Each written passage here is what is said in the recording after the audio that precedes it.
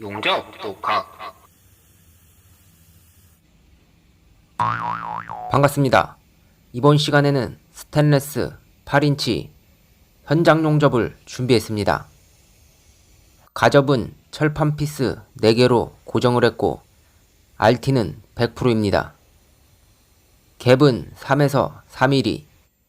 벌써 두 번째 똑같은 실수를 반복합니다.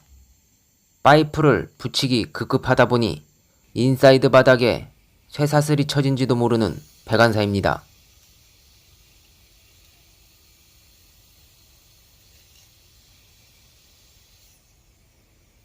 그냥 용접하면 루트에 쇠사슬이 붙어버릴 수 있기 때문에 반드시 상부에 걸어줘야 합니다.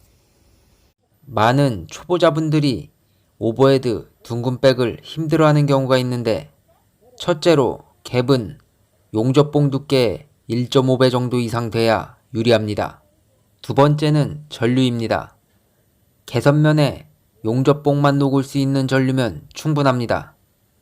그렇다고 너무 낮은 전류를 사용하면 용접봉 씹힘 같은 문제가 될 수 있으니 갭과 개선에 맞는 전류를 찾는 것이 중요합니다. 샵장에서 오래 근무하신 분들은 고전류에 익숙해져 있기 때문에 저전류로 용접하는 감을 찾으셔야 합니다. 저도 몇 개월간 샵장에 있다 보니 필드 첫 포인트 때 저전류가 굉장히 답답하긴 했지만 금방 적응했습니다. 나머지는 용접 방법에 대한 차이입니다.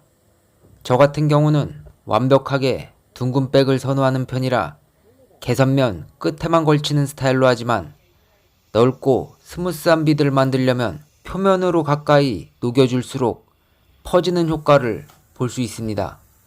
모든 게 용접봉 공급과 진행하는 스피드로 둥근 백이 결정되지만, 이도저도 아니고 용접봉이 자꾸 끊긴다면 연습량이 많이 부족한 것입니다.